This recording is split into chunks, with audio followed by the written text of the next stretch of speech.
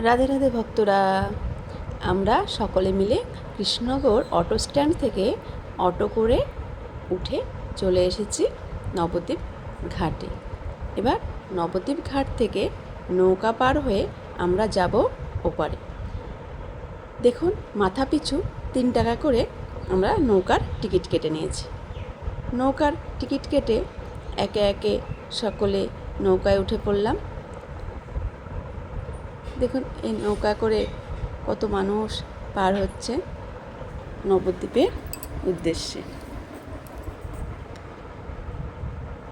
কি সুন্দর মনোরম পরিবেশ।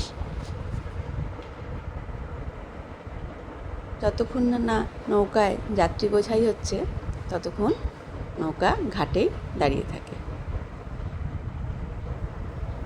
এক এক করে সকল ভক্তরা নৌকায় উঠছে। এবার বৃষ্টিটা একটু বেশি হওয়াতে সুরধনী মা গঙ্গা জল অনেকটাই বেশি, পাড়ের অনেকটাতেই জল এসে গেছে। দেখুন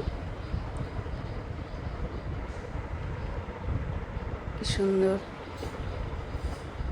মা গঙ্গাকে লাগছে দেখতে। আস্তে আস্তে লোক বোঝাই হওয়াতে নৌকা ছেড়ে দিল নবদ্বীপ ঘাট থেকে।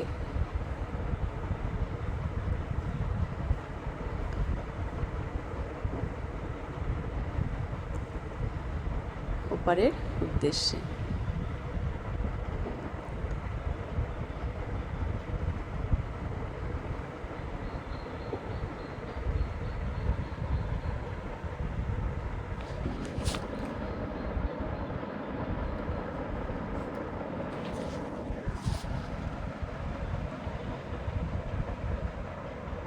আপনারা কে কে এই সুরধনী গঙ্গা নৌকায় করে ওপারে গেছেন নবদ্বীপ দর্শন করতে, অবশ্যই কিন্তু কমেন্টে জানাবেন।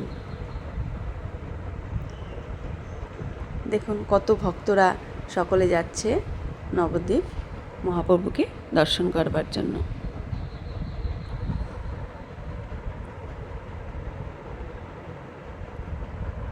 সুন্দর পরিবেশ দেখতে দেখতে আমরা চলছি নৌকায় করে।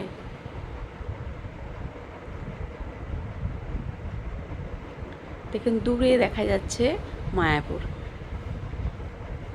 টিউবিপিটা ভালো ফোনে স্পষ্ট বোঝা যাচ্ছে না, কিন্তু মায়াপুরে টিউবিপিটা দেখা যাচ্ছে। নৌকা থেকে খালি চোখে দেখলে দেখা যায়। আমরা মায়াপুরে যাব, তবে পরে প্রথমে নবদ্বীপ দর্শন করব ধামেশ্বর মহাপ্রভুকে। আমরা সব